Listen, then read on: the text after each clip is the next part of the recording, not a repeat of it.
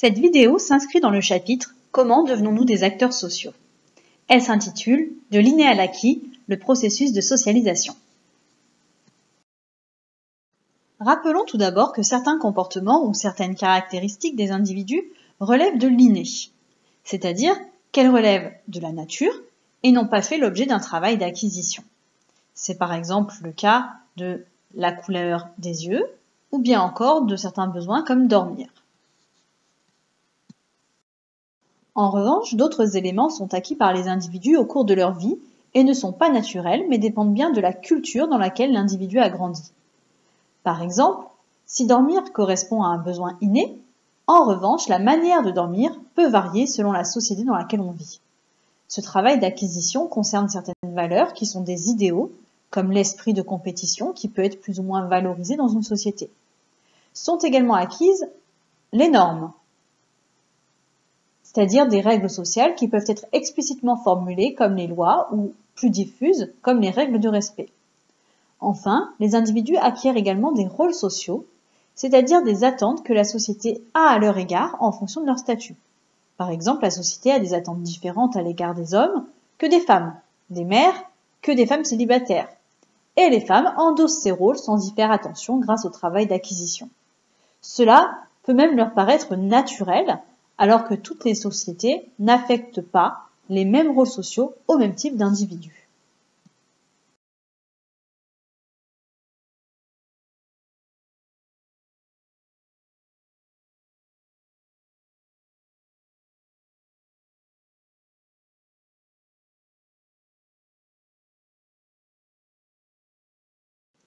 Pour reconnaître ce qui est de l'ordre de l'inné et ce qui est de l'ordre de l'acquis, on peut se poser une question. Est-ce que le comportement ou la caractéristique en question est présente seulement dans la société dans laquelle vit l'individu, ou bien est-ce que cette caractéristique ou ce comportement serait invariant quelle que soit la société dans laquelle on se trouve? Si on retrouve le même comportement chez tous les êtres humains dans toutes les sociétés, ce sera quelque chose qui relèvera de l'inné. Si en revanche, cette caractéristique ou ce comportement dépend de la société dans laquelle l'individu vit, dans ce cas-là, on sera du côté de l'acquis.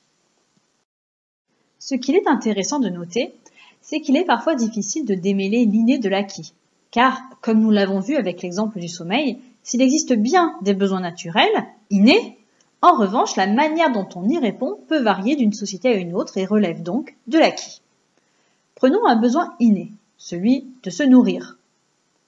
Dans notre société, la norme veut que nous mangions avec une fourchette, un couteau et que les mets soient disposés dans une assiette. Lorsque nous allons à la cantine, nous mangeons ainsi, sans même y réfléchir tellement le travail d'acquisition a bien inscrit cette norme en nous. Cependant, déplacer le regard vers d'autres sociétés nous permet de comprendre que la manière de manger n'est pas la même dans toutes les sociétés et relève bien de l'acquis. Dans les pays asiatiques, on mange avec des baguettes. Dans d'autres pays, ou même en France à une autre époque, on mangeait même avec la main en se servant directement dans le plat commun. On voit donc que la société dans laquelle nous vivons façonne nos comportements. Mais comment s'y prend-elle ? Ce travail d'acquisition est en fait un processus qui dure tout au long de la vie des individus. En sociologie, on parle de socialisation, c'est-à-dire d'un processus d'intériorisation des valeurs, des normes, des rôles de la société à laquelle on appartient. Notons que le terme d'intériorisation est important puisqu'il signifie plus encore que l'acquisition. Il met en évidence le fait que cette acquisition peut être oubliée par l'individu au point qu'il adopte les bons comportements, c'est-à-dire les comportements que sa société juge corrects, sans même y réfléchir. Lorsque vous allez dormir, vous n'y réfléchissez pas à deux fois avant d'aller vous mettre en position allongée, alors que d'autres positions sont possibles dans d'autres sociétés. Cette socialisation va passer par 3 modes. Tout d'abord, l'imitation. Nous avons appris les normes, valeurs et rôles sociaux en observant les autres membres de la société et en reproduisant leurs comportements. De plus, la socialisation passe également très souvent par l'injonction.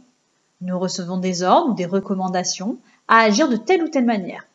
Par exemple, les parents peuvent ordonner au jeune enfant de ne pas traverser la rue lorsque le feu est rouge. Enfin, l'individu est également acteur de sa socialisation, puisque celle-ci passe également par les interactions qu'il va avoir avec les autres. Ainsi, en parlant, en jouant, en travaillant avec d'autres, les individus vont progressivement découvrir certaines normes, certaines valeurs, certains codes, et vont ajuster leur comportement pour coller à ces codes et pouvoir être intégrés. Au final, les individus sont donc guidés en très grande partie par des éléments qui relèvent de l'acquis et non pas de l'inné.